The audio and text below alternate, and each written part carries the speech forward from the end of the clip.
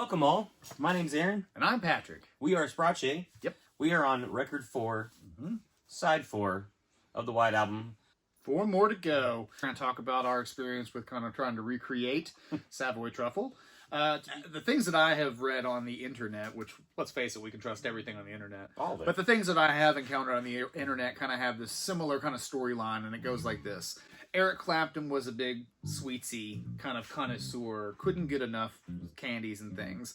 And if there was a bowl of candies or if there was a assorted box of chocolates or something like that laying around in the studio or at somebody's house. Some nasty Turkish, whatever the Turkish Delight. It's not Turkish Delight, though. They had one Rose called, water candy. Ugh. and he goes to his dentist because he's dying.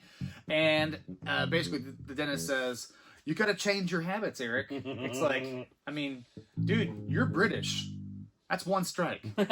You got to take care of your grill, man. So basically, it's a warning, and George gets a hold of this. So they're trying to keep Eric from getting into the sweets and the stuff. And George writes this song, kind of making fun of his. What can we call Eric Clapton to? His husband-in-laws. This is a hard one to recreate. It's got super big horn parts.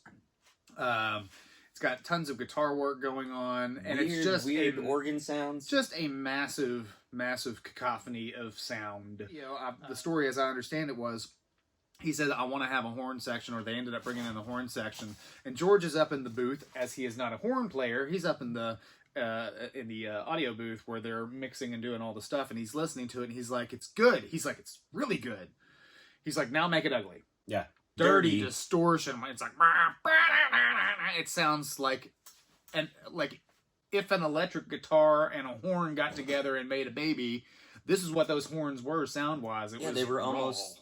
They almost sound artificial, but they're not. Obviously, there's a beauty in the imperfections of a real horn part, or just being played, or hearing the sound of the lip or the whatever in the room. These kind of things are wonderful for that, and they certainly make these situations much more tolerable.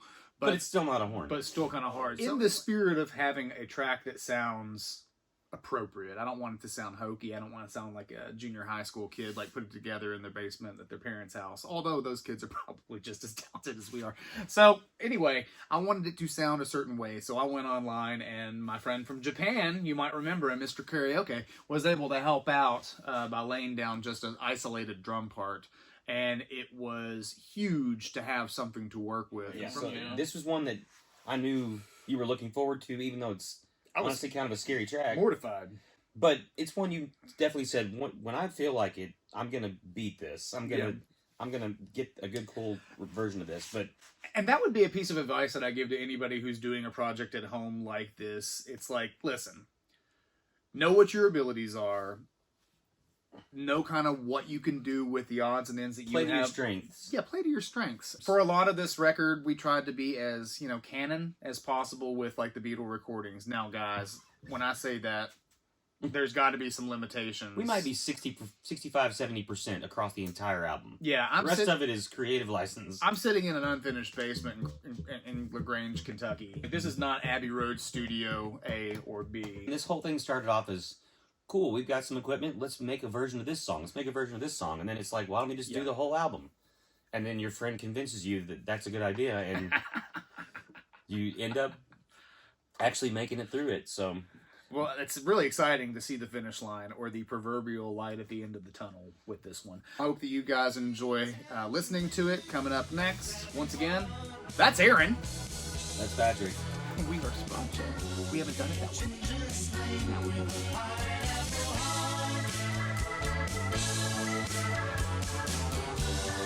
Coffee, dessert, yes, you know it's good news.